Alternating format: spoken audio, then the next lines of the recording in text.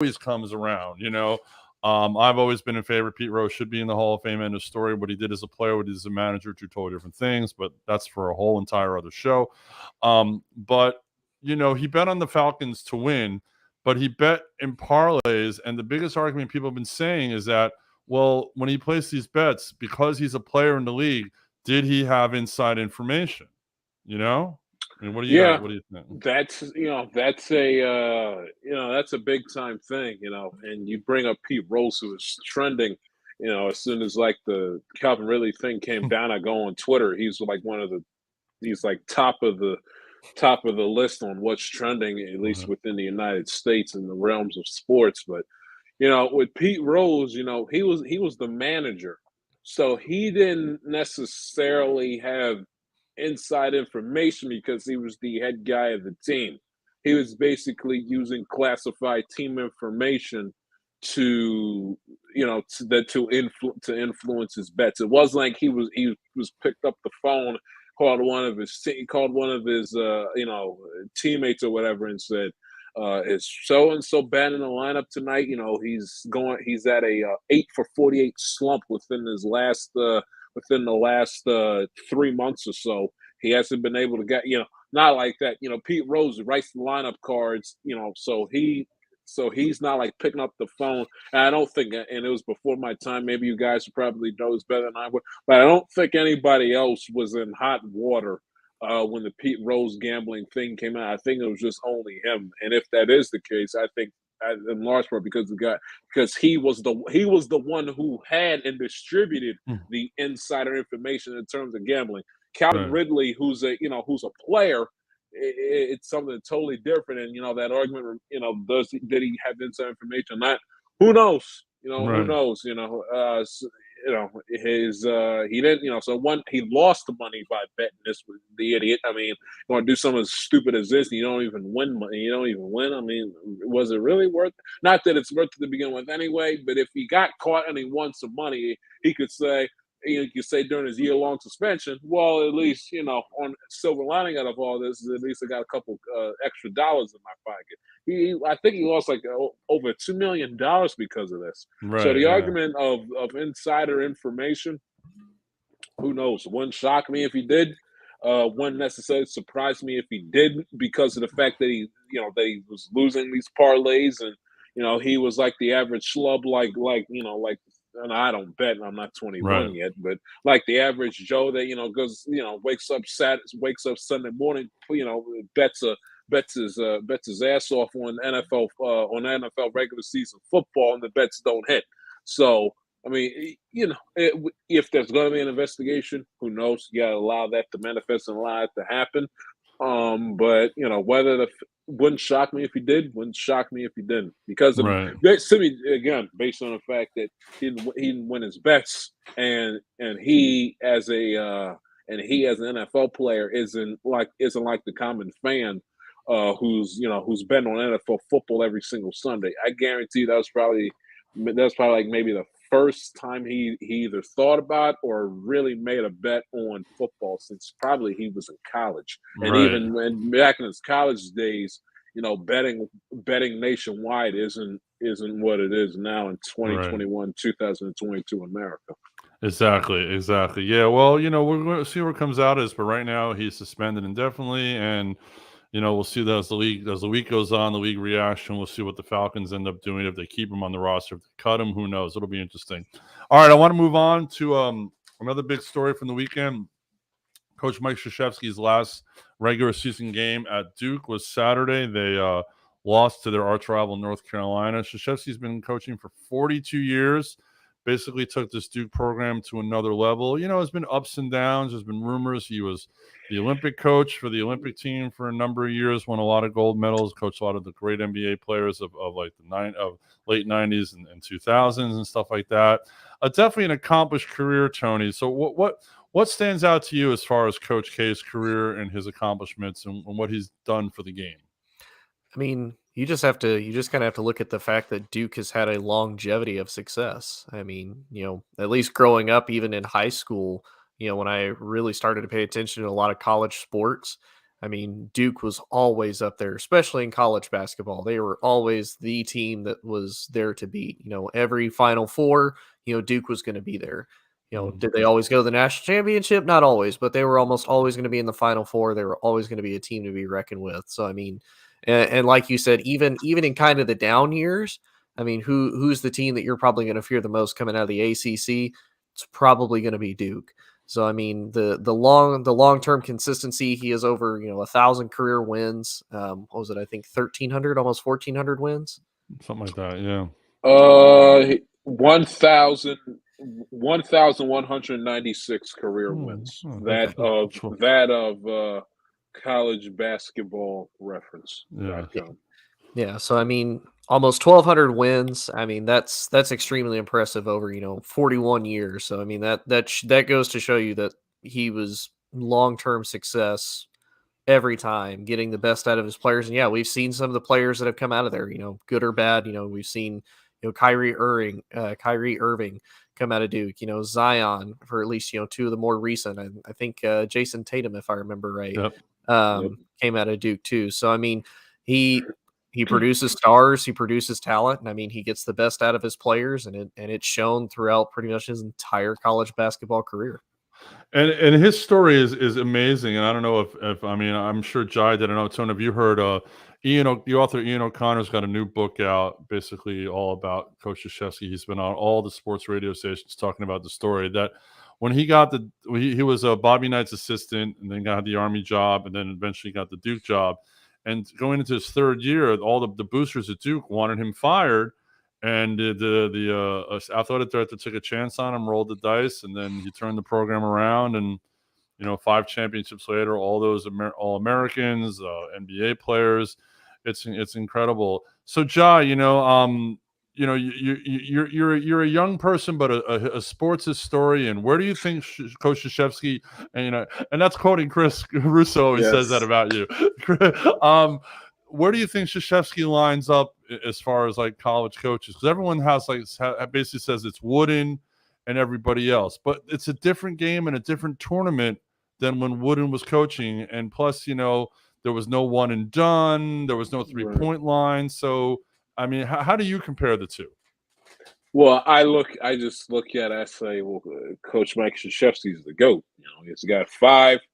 He's got 5 national championships, 12 Final Four appearances. He's 97-30 in the NCAA tournament. Again, over 1,100 wins, nearly 1,200 wins as a coach. He got a 766 winning percentage. His record at home with Duke at Cameron Indoor is unbelievable. Not to mention the Coach of the Year awards, whole nine. I mean, look, and like you said, game's different now. Now I understand the game has probably changed from 2022 back in like 1985 in the early years of his tenure there. But to be at one place for that long and to have that amount of success it's crazy, and you just go down and listen, you think about all the great coaches, at least with the men's sports. Joe Torre got with I think he joined the Yankees in either 95 or 96. I think it was 96. Yeah, Mattingly was manager in 95. They made the championship, didn't get to the series. Torre takes over the next year, and boom, there you go. Well, Showalter managed the team, and then right, you're right, Showalter. And then it was Mattingly was on that team, and he retired. You're right. Right. Yeah. Torre was managing the team from 96 to 07. Right. Belichick is going. This will be Belichick's 23rd season coming up. He's been there since 2000. Nick Saban has been in Alabama for how many years? I should know off the top of my head, but he's been great, and he's arguably the greatest college coach of all time. But it ain't like Nick Saban has been, at Alabama for as long as time as Coach K has obviously been at Duke. So you go through all of the big time, quote unquote GOAT, and I'm not, saying Joe Torre is GOAT, using him as an example with the Yankees, because Yankees, Alabama football, Duke basketball, it's all underneath that umbrella of that hated sports team that everybody collaborates around the root against, a la Duke. But I look at his resume, and just using plain old common sense, greatest college basketball coach of all time. Saban has been there since 07, so not even as long as I thought. So for him to one place, I don't know if you guys, I don't know how old you guys are specifically, but my father was born in 1978. Coach K took over the March of 1980. My father had only been two for about a month, or 2 years of age for about a month. He was 2 when Coach K took the job at Duke. He's 44 years of age now, has me, and I'll be 20 this upcoming May. My brother turns 18 in May as well, and my sister turns 17 years of age this upcoming fall. So saying, and I bring it up, it's like just to put it into perspective, like how long you've been at one place. And I've been at one place, a la Marvin Lewis, where you're there nearly 20 years and you don't win anything.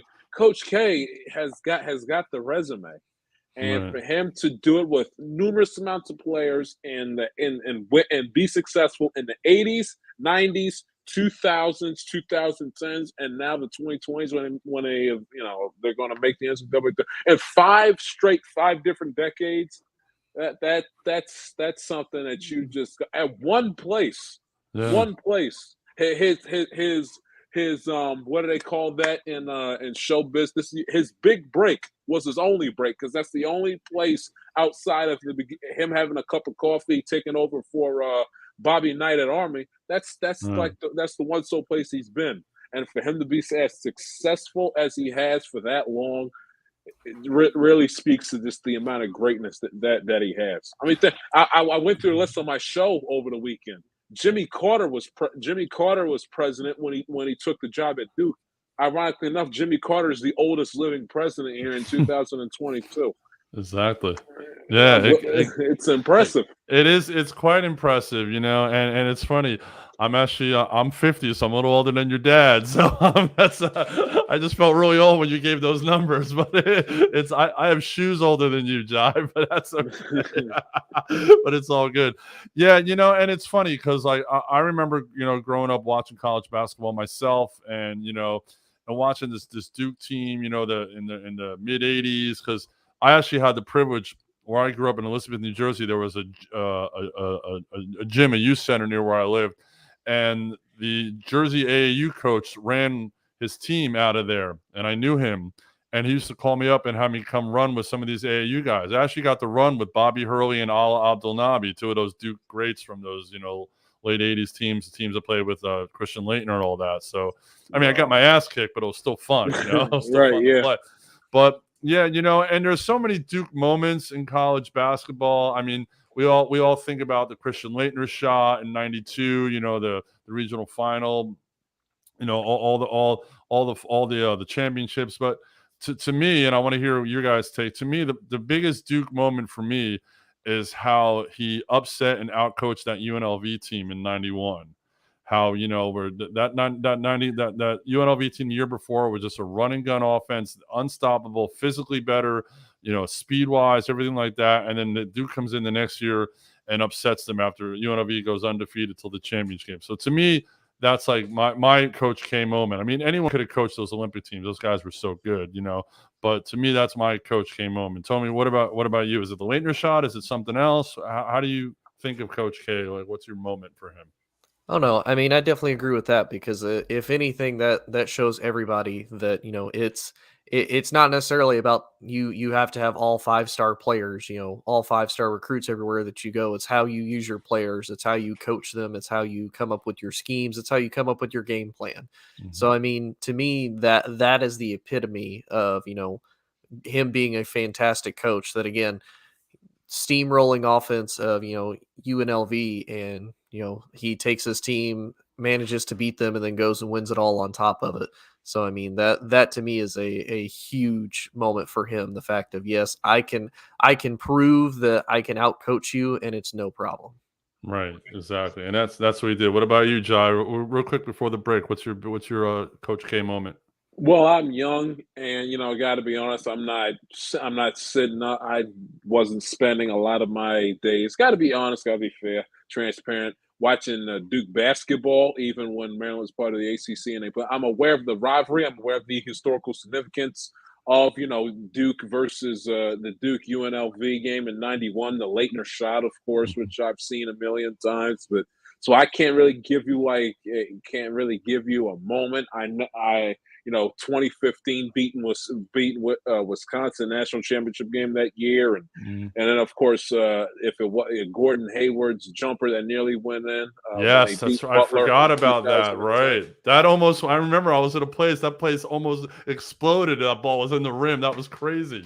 Yeah, and I think, and just this little tidbit that I have instead of like a Coach K memory, and it works against them and it benefits them. It works against them based on the fact that he never throughout his entire tenure there, he never had that all-time NBA great you know, that went through his program in college and went to the NBA and became one of the game's all time greats. He's had very good NBA players. He's had all stars, and if Mhm. Kyrie Irving wasn't so caught up on this vaccine nonsense, and Mm. maybe played better a little bit before LeBron joined him in Cleveland, he could possibly be that first.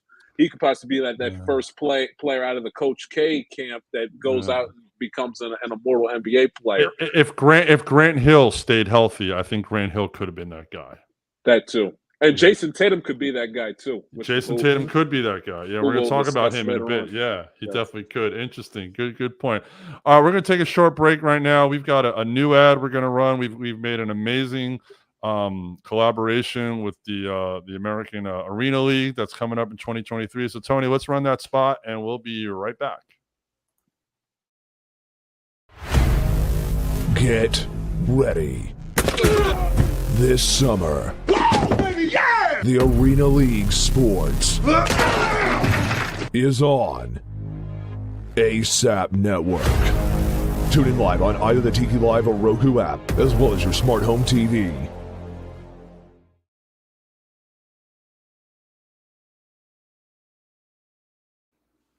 Yes, that's right. Summer 2023, we will be the exclusive home of the Arena League. We're so excited for this partnership. We can't wait. We're going to have studio shows. We're going to be doing play-by-play, the whole thing. Who knows? We might even be going to the games. We're trying to work all that stuff out, but big collaboration coming up, so we're real excited. So, John, we might need some football analysis from you, man. You never know. Anything's possible. Stick around. We'll see.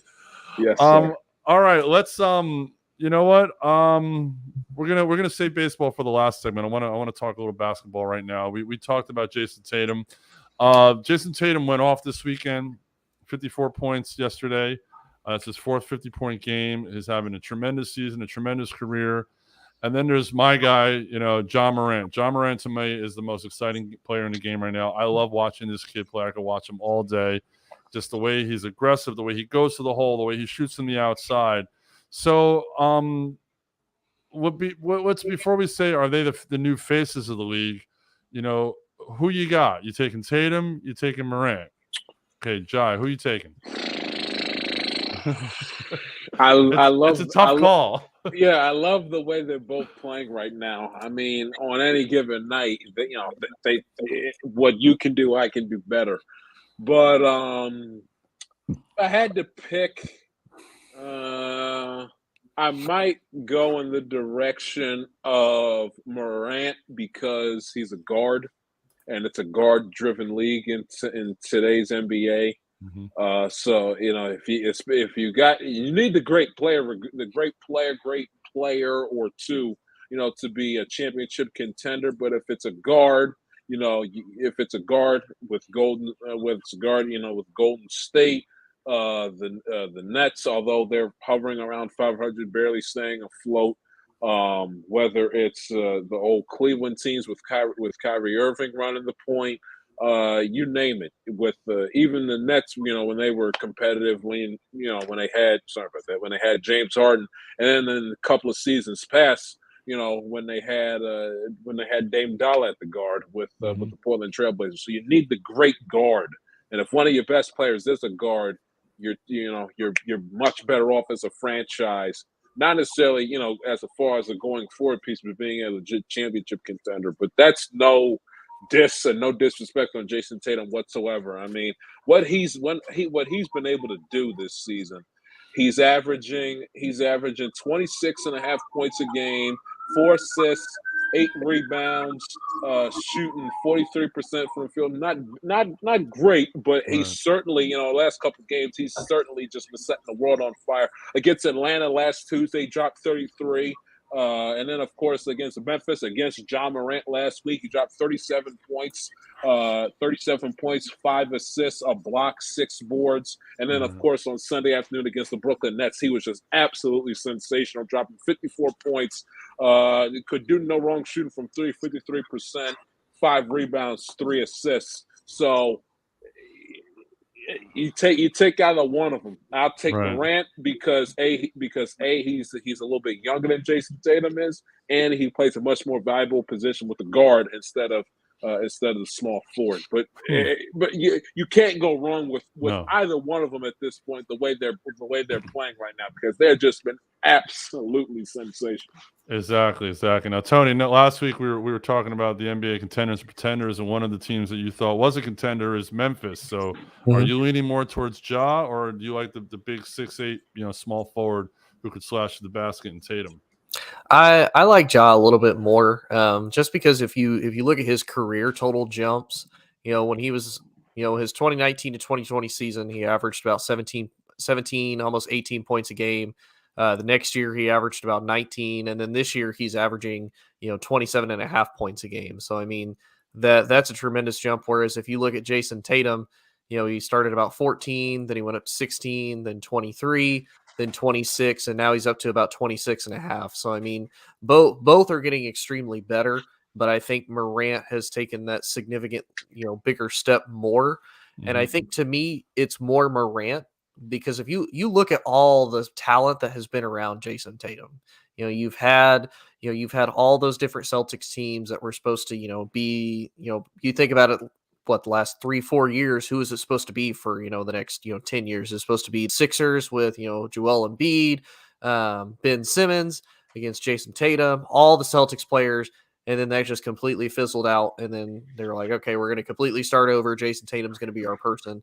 Whereas, Ja Morant, has anybody expected the Grizzlies and Ja Morant to be anywhere that they are currently right now? Like, I didn't. I expected, if anything, the Boston Celtics to kind of, be even keel a little bit. And they pretty much were up until the All-Star break. And then they just kicked on a second. And another thing too with the Boston Celtics, and I understand, like to your point, Tony, that the Memphis has been a tremendous surprise. But with the Celtics, I know how you guys feel about them, but it's different energy when I see them play. There's a different vibe when I watch them, especially, and I've seen them a lot within the last week or so. Most recently, yesterday on Sunday. There's a different energy, different vibe about them that I haven't seen from them in years and seasons past with Brad Stevens. It was like a dark. Bud Reese feels like it was a dark cloud of negativity, like hovering around the team. Now with this, they're energetic. That it just you get a different feel from an outsider's perspective that who isn't a Celtics fan. Just different feeling, different energy about them. And I think Tatum's tremendous play is testament to it as well.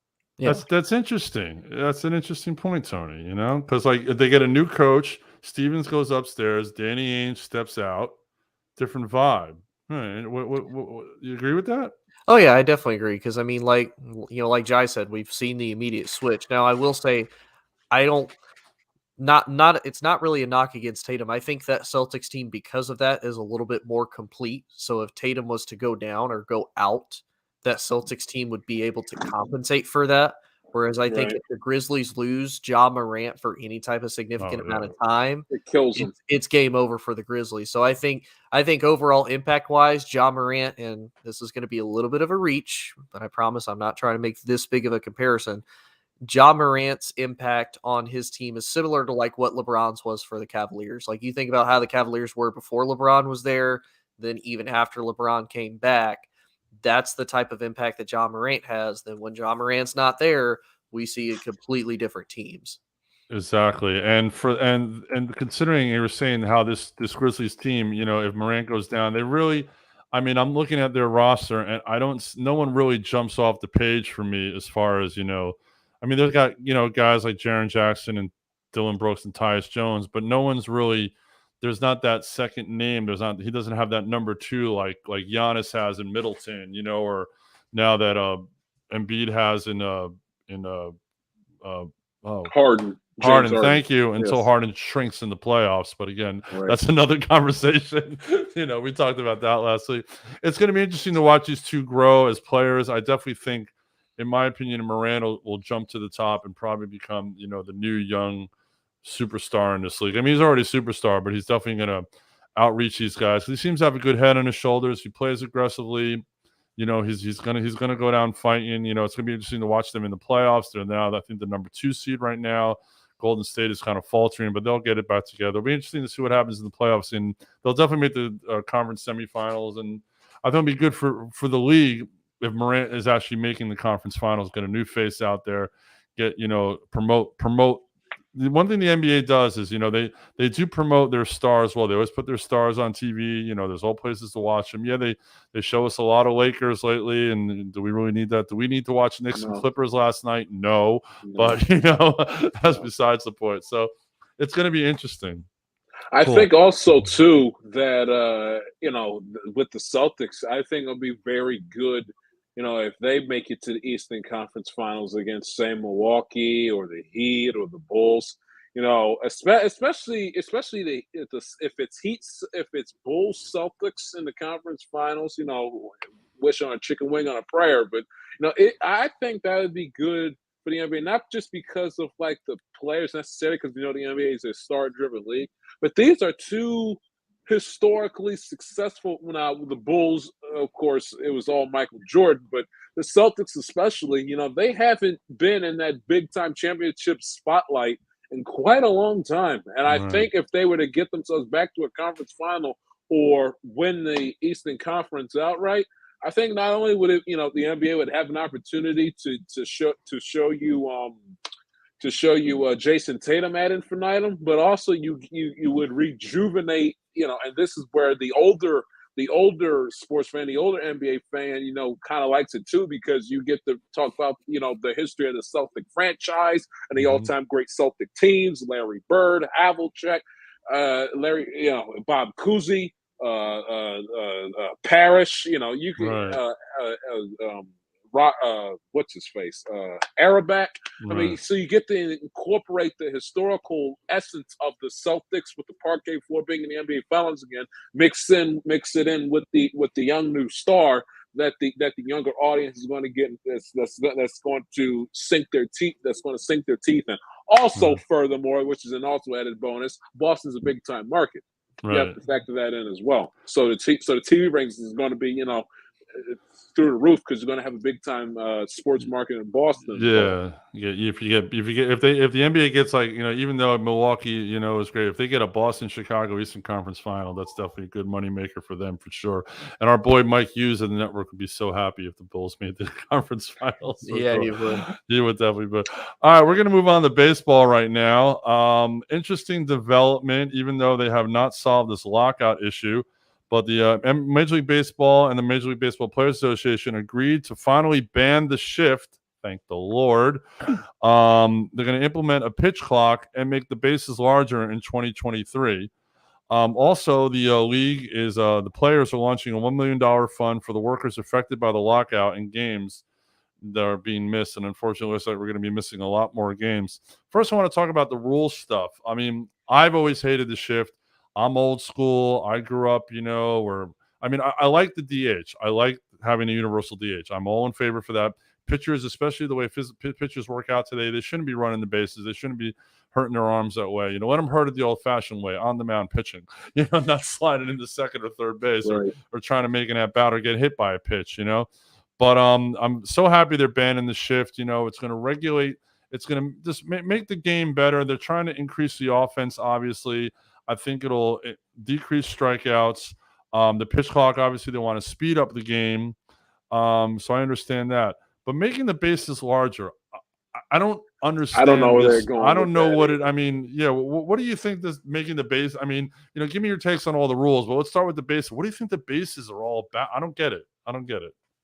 I did when that base is larger. I mean, now, what do they got to do making the bases larger for? But now that you like set it and like allow me to marinate in my head, allow me to think about it for a little bit, maybe it's because of the fact that the players have say, look, when we're sprinting and running full speed, and a lot of these guys, they got size 11, 12, 13 and a half, 12 and a half size feet.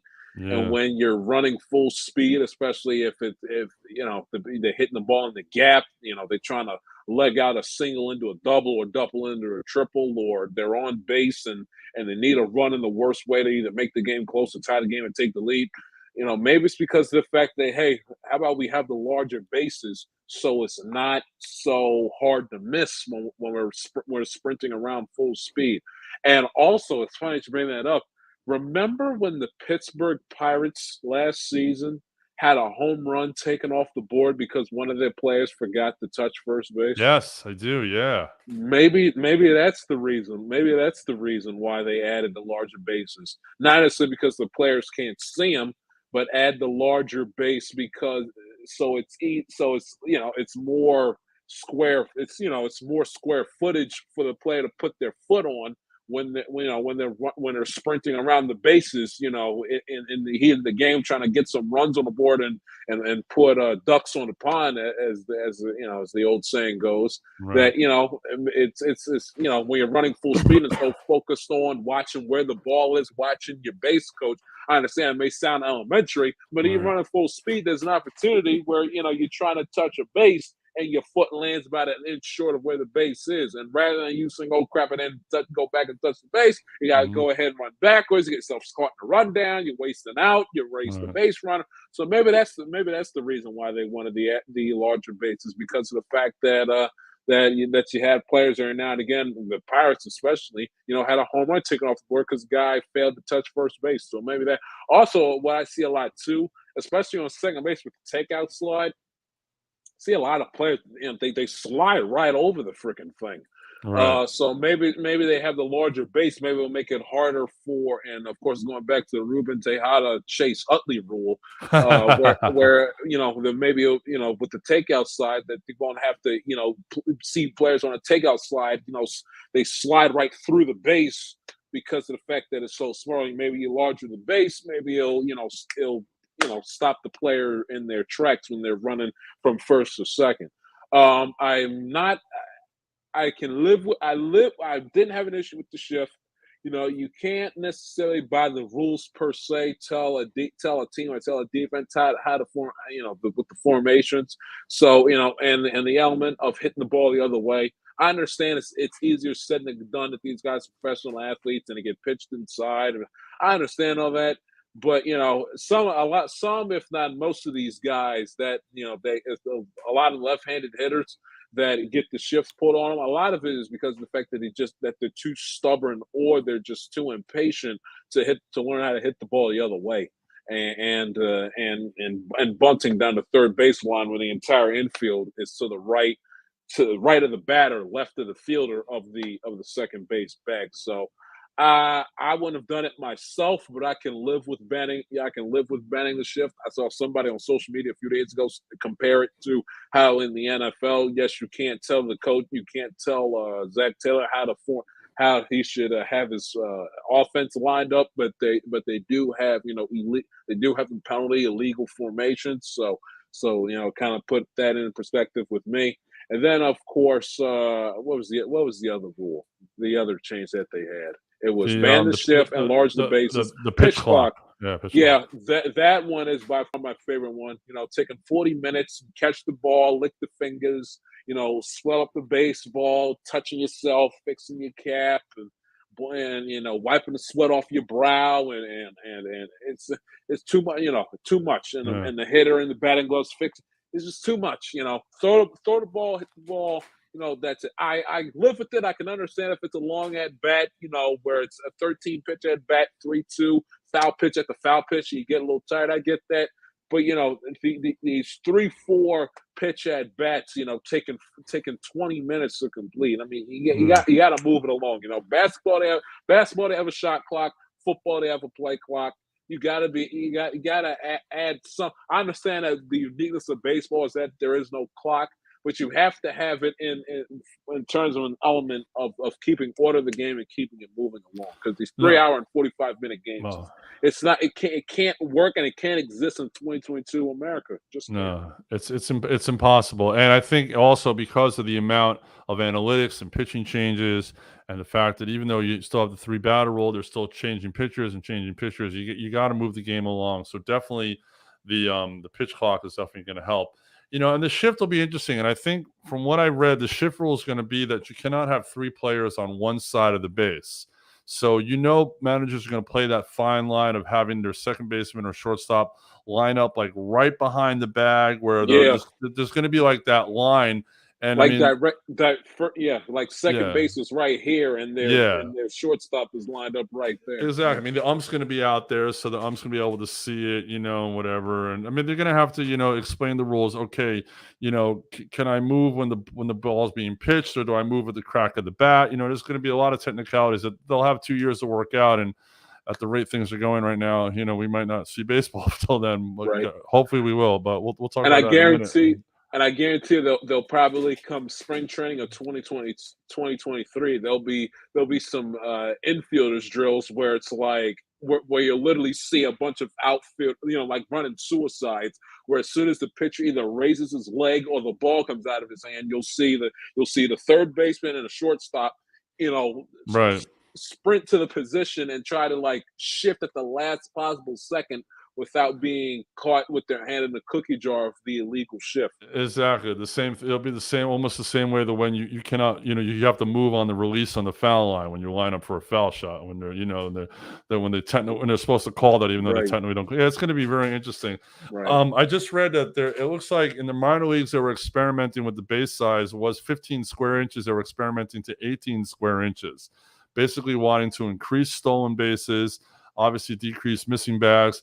And they also felt that it decreased injuries on when you're sliding, because if you're sliding to a bigger bag, you're getting there sooner, you're popping up sooner. There was some interesting reading online about that. So that's going to be it's going to be cool to watch, definitely. To see how it increases. But then you go to, if it increases steals, once again, do the records that stood with a different game. There's that whole conversation, like the way they talked about the NFL records getting broken with 17 games rather than 16 games and all that. There's going to be a lot of discussion of that too. You will see that come along with offense, True, but the difference is that with you still got the defense. The catcher still has to get them out, right. And because of the fact of how stealing bases is a lost start in modern day today, Major League Baseball. I think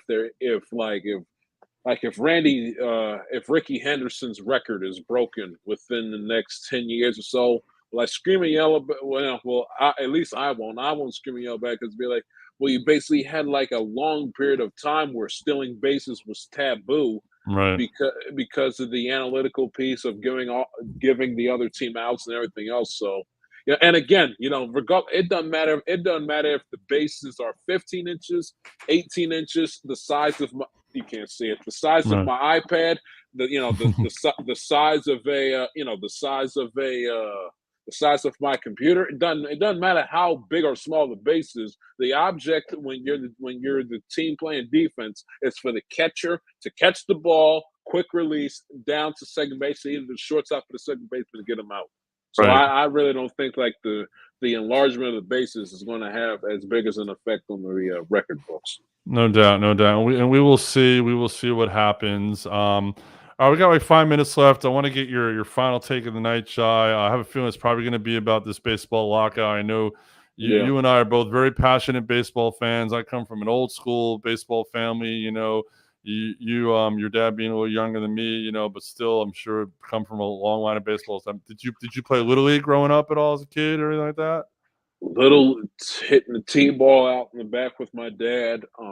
Little League played basically up until sophomore year of high school. Mm-hmm. Got cut. Did not make my junior team in high school. What position did you play? First base. First, I was a outfielder and a first baseman from Little League up to high school. And when I was in Little League, for whatever the reason, my Little League coach put me at third base a lot. Mm-hmm. Being left-handed, which doesn't Right. work, is a hard thing playing third base. You got to throw against your body motion, but whatever the reason put me at third base. So I played a little bit of third base, but primarily the outfield and first base were my positions back in my playing days. I'm 6'4", so I played first base. You're the tall kid, you play first. So right? Yeah, that was it for me. That type of thing. All right, so John, what's your final take of the night? Final take of the night is basically on this baseball. I mean, I'm not taking any sides, and I quite frankly, I don't care whose fault it is. Okay, owners, play association, Manfred, Clark, everybody is at fault. Everybody is to blame. Everybody is to shame for this lockout, and the fact that we do not have opening days is canceled, and most likely the first. Now 3 weeks of the season is going to be out the window. It's a complete disgrace. I mean, bickering and griping and going back and forth over CBTs and universal DH and pitch. Like really with NBA, baseball. You're not in the mood to miss any time. You're not in the mood to have a work stoppage. Your game is fizzling out in popularity. With the current generation, it being hip and popular on social media, you're basically you're gasping for air. You're almost that close to death. We're going to have a lockout. I mean, seriously, and the players, it's like, listen, both sides greedy, short-sighted, selfish, and are tone deaf. They didn't learn when they basically had the preamble to this war back during 2020, going on 2 years ago, when they moaned and groaned and screamed back and forth while the world was falling apart because of social unrest and people dying left and right because of COVID and millions of people out of work, losing their jobs, going bankrupt. And they didn't care, and they didn't learn from that. So what we're going to do? We're going to do the same thing 2 years later. People still, not to the extent of 2020, of course, but still dealing with the living their lives and dealing with the aftermath of the meat and potatoes of the pandemic. And then also what's going on with Ukraine and Russia. I mean, people in Ukraine having to put their lives on pause, on hold. Professional athletes too, but boxers, everybody putting their lives on pause, on hold. They go fight for their country and to take up arms and stick up for the fellow man. Meanwhile, back here in the Western United States, we got millionaires and billionaires, and if not the millionaires, then the people that are making six figures bickering and moaning over stuff that in the grand scheme of things really doesn't matter. It's sports at the end of the day. Sports. I understand. We got to worry about the person that's making $165,000 a year, but they're not on food stamps. Okay, yeah. and with the owners being frugal, paying their players. I mean, if Freddie Freeman wants a big fat check, you give him a blank check. Say, Freddie, whatever you want. You want it to World Series, you're a franchise. Whatever you want, we'll give it to you. But I mean, owners being cheap, owners being frugal, owners, like 6-7 owners holding the league hostage with raising the luxury tax because they don't want to spend any money. It's a joke. And then meanwhile, they screaming, the Max Scherzers of the world screaming and yell about competitive balance. Yet when they've made their money, won their Cy Youngs, have pitched and has appeared in plenty of All-Star games and won a World Series, by the way. If he retires tomorrow, he's going into Cooperstown in 4 or 5 years. And he goes there and he takes every nickel, every penny off the table to go pitch for the New York Mets. Yet he screams and yells about competitive balance and the fact that the Baltimore Orioles and the Pittsburgh Pirates of the world are tanking.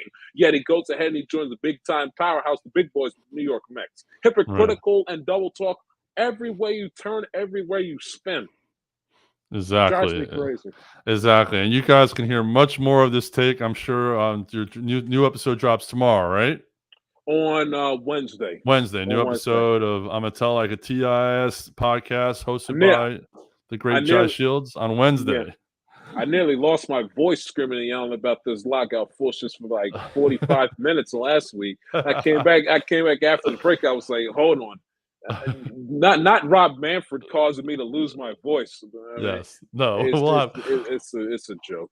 We'll have none of that. We'll have none of that. My final take is on the pretty boy of the NFL, Aaron Rodgers. I am so tired.